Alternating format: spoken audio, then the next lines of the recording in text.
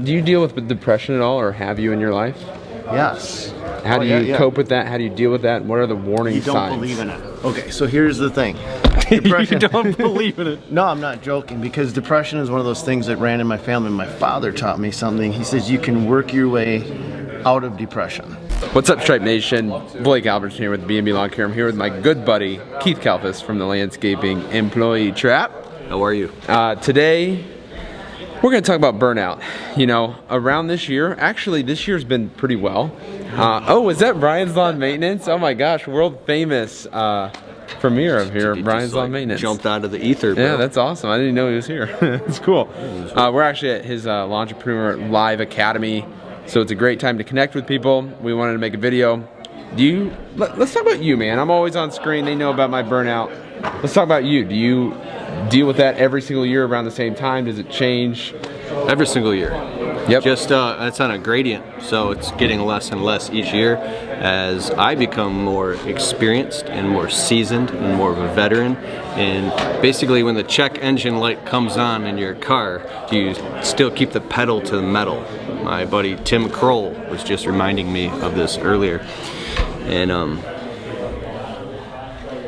just keep the pedal to the metal. That's how you burn out and end up sick in bed with upset clients, a family who feels like they can't depend on you, and that's when you can go into depression and even apathy. And it can happen year after year, and you might feel like you can't do anything about it, like you don't have a choice, because you got to make this money like in a reactive state. And the problem itself is the reactive state.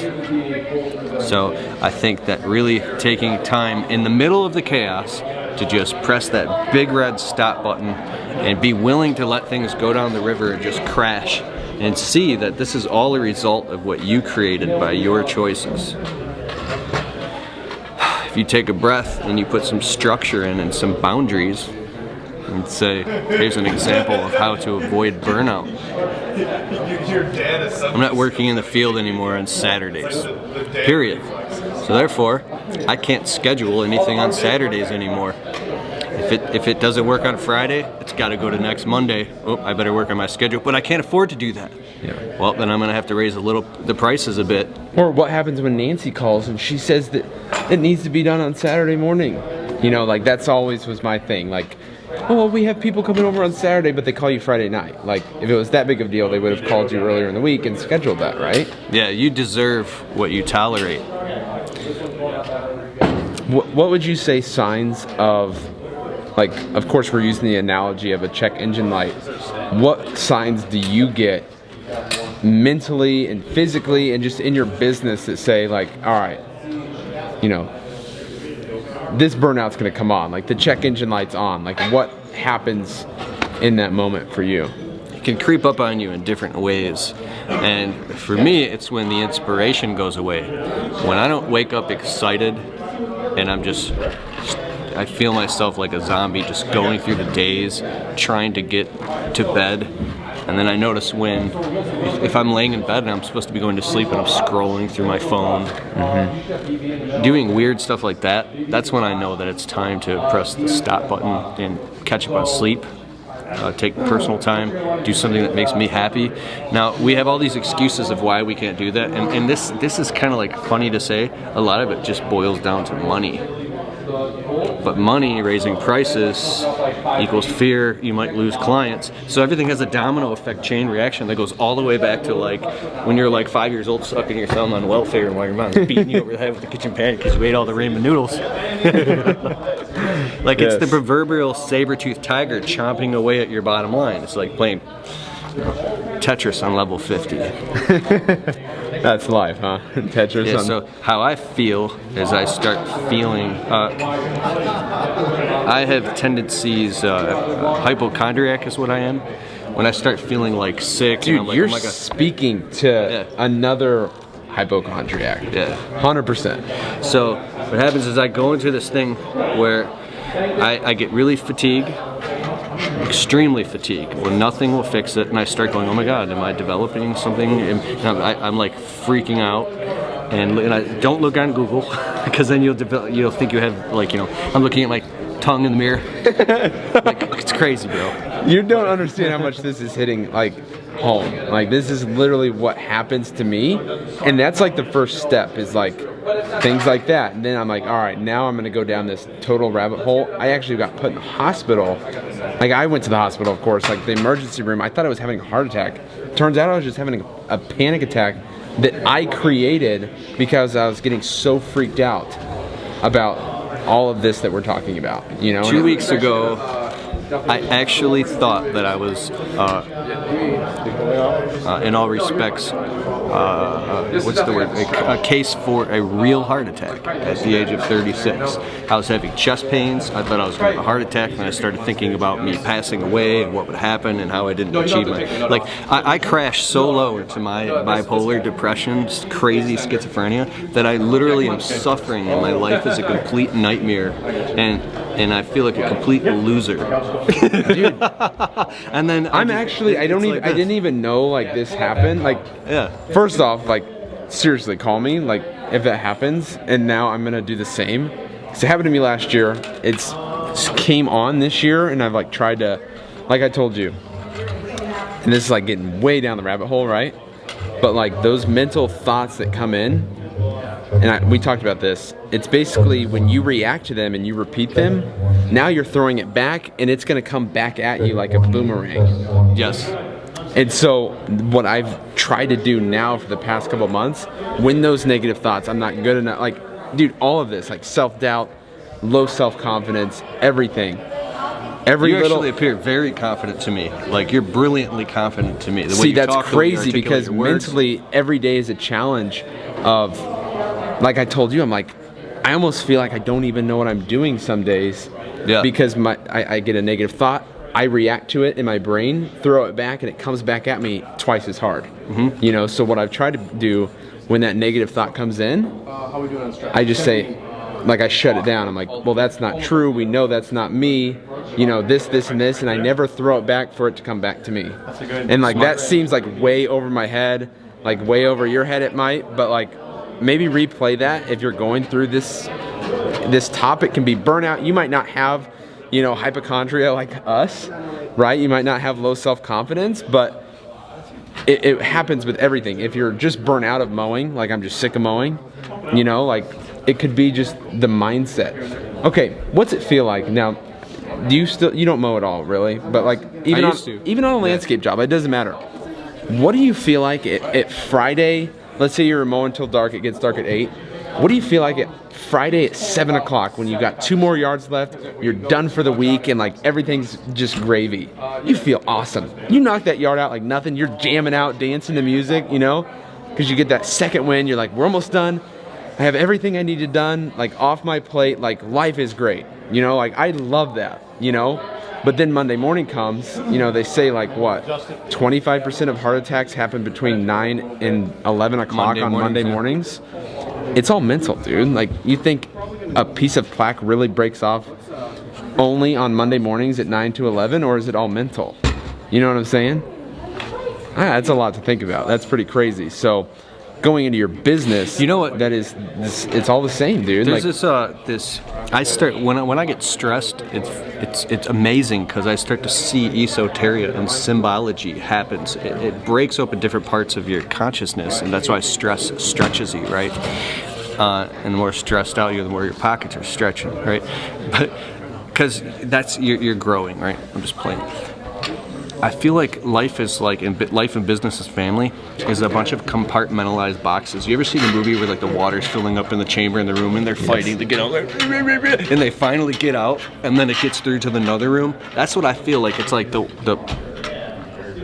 there you go. Sorry. The water is filling up and I can't breathe, and as soon as I get out of this box, now I love my family, but I gotta do the family thing in this, and then I'm at church, and then I gotta do the paperwork thing in this, and I never get a chance to effing breathe because it's one box after another. And I think that how much pressure can you tolerate when you're spread so thin that you don't get a minute to be able to just breathe, and if you just want to lay around watching Netflix or walk through the park or something. So scheduling times to do things like that are very important. For me, I used to hate walking my dogs because I can't make money while I'm walking my dogs.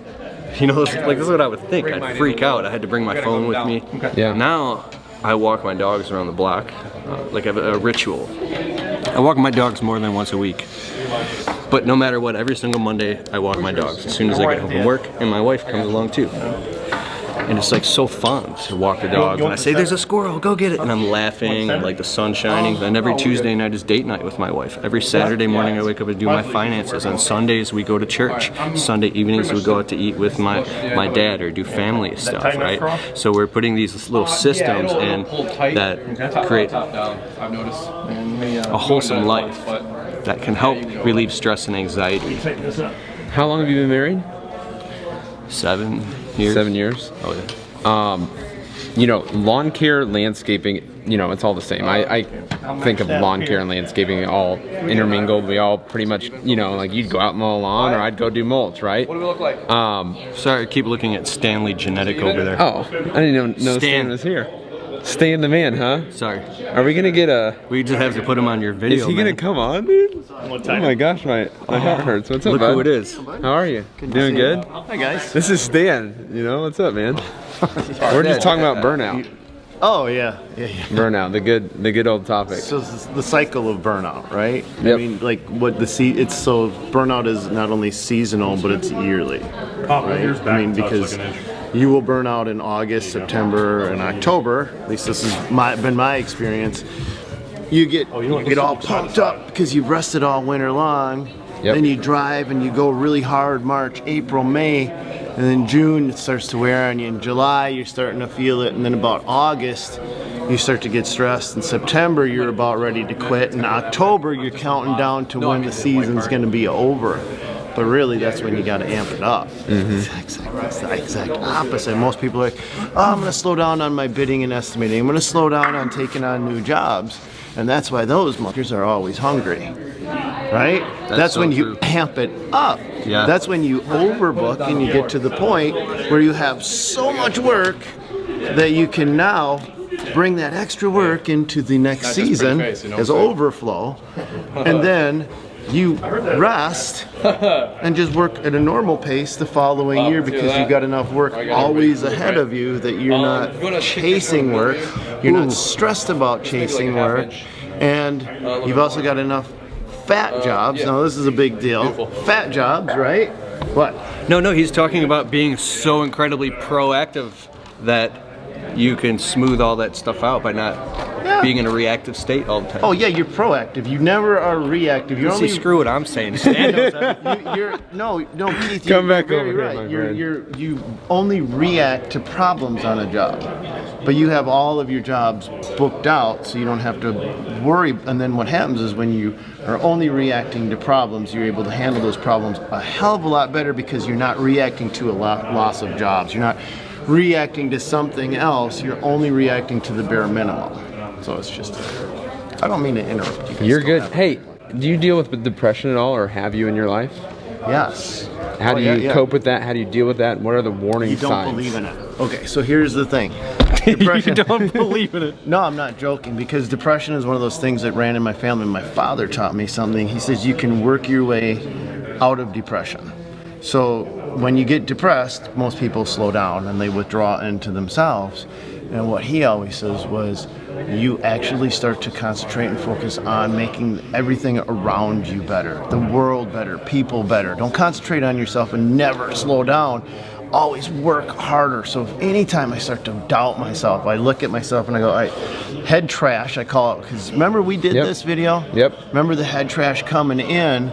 You got to look at, okay, when is the head trash coming in? What am I experiencing right now? Because I've changed my own psychological state, right?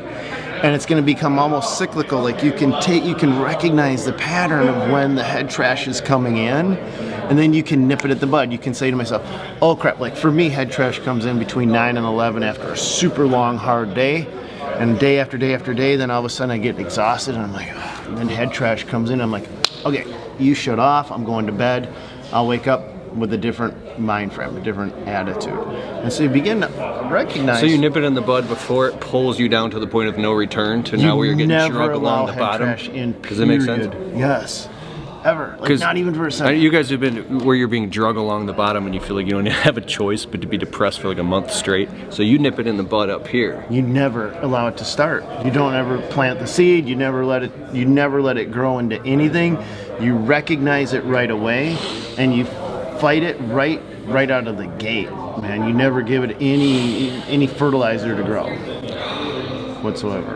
And it all comes from for me, it's all my thoughts. It's never from somebody externally.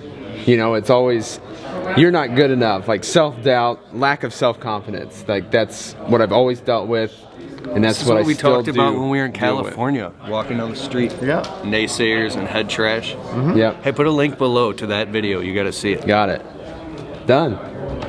I appreciate it. It's good seeing you. First off, like that's literally the first time I've seen you today. Good seeing you. I appreciate the information. Keith, I appreciate the information, and I think it helped a lot of people out, man. Cool. Because I know it helped me out. So thank you guys so much for watching. Make sure you leave a like if you enjoyed it. We'll see you in the next one. Peace.